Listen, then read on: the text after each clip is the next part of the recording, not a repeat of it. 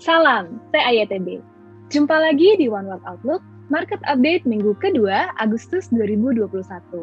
Saya Claudia Simanung Khalid, siap memberikan informasi dan analisa pasar terkini, global dan domestik, untuk membantu Anda memilih strategi investasi terbaik.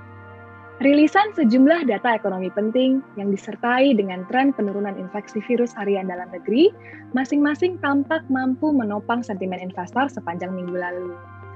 Di bursa saham, IHSG mampu membukukan penguatan yang cukup signifikan sebanyak 2,2% ke level 6.203 sepekan lalu.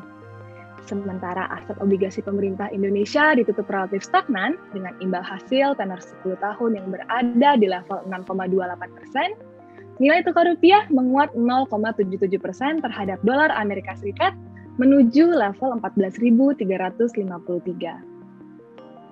Salah satu data yang menuaikan kabar gembira bagi investor datang dari rilisan GDP kuartal 2 2021.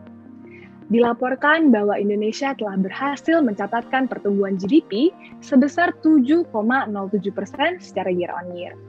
Walaupun GDP kuartal kedua ini tertopang oleh faktor low base effect, namun angka ini berada lebih tinggi dari proyeksi pasar di 6,7%, dan merupakan pertumbuhan positif untuk pertama kalinya sejak bottom pada kuartal kedua tahun lalu, yang mengisyaratkan bahwa Indonesia telah berhasil bangkit dari jurang resesi.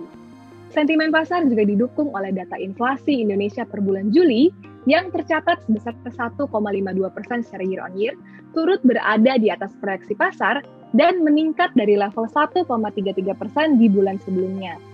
Ditambah lagi dengan adanya rilis data cadangan devisa yang meningkat 200 juta US dollar dari bulan sebelumnya menuju ke level 137,3 miliar US dollar per akhir bulan Juli, yang diharapkan dapat menjadi amunisi atau buffer tambahan bagi Bank Sentral untuk mengendalikan fluktuasi nilai tukar rupiah ke depannya.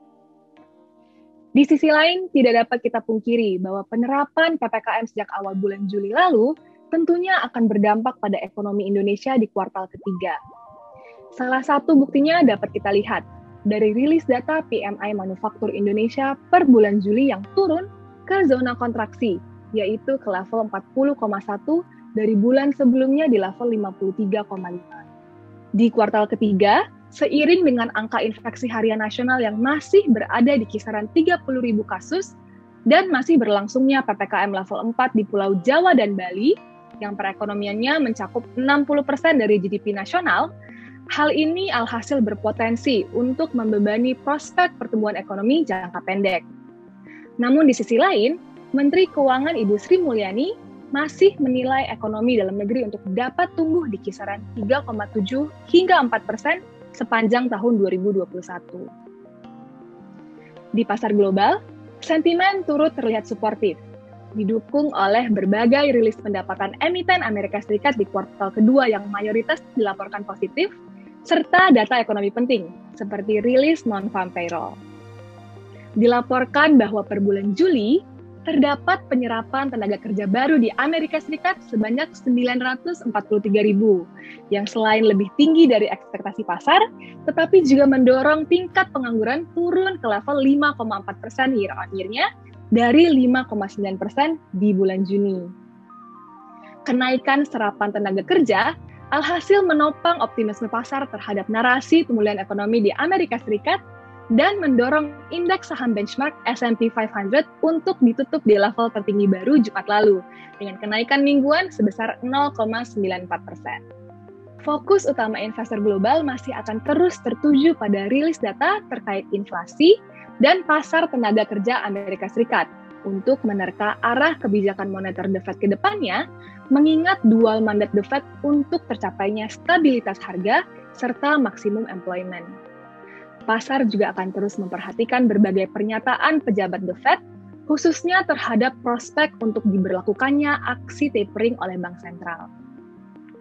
Mengacu pada episode 26 sebelumnya, grup kami mengantisipasi bahwa The Fed baru akan memulai aksi taperingnya paling cepat di akhir tahun ini, dan kemungkinan baru akan mulai meningkatkan suku bunga di semester kedua 2023. Dengan antisipasi untuk bertahannya sikap akomodatif The Fed dalam jangka pendek ke depannya, Hal ini diharapkan dapat menjaga tingkat imbal hasil di pasar US Treasuries tetap suportif terhadap pasar surat hutang dalam negeri.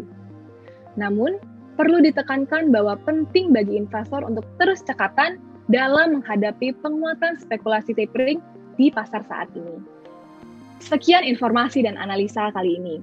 Untuk dapat mengikuti update pasar terkini, Anda dapat mengakses weekly market journal kami melalui link yang tertera pada layar. Dan jangan lupa untuk mengklik tombol subscribe. Saya Claudia Simanung Khalid, nantikan One World Outlook berikutnya minggu depan. Salam TAYTB.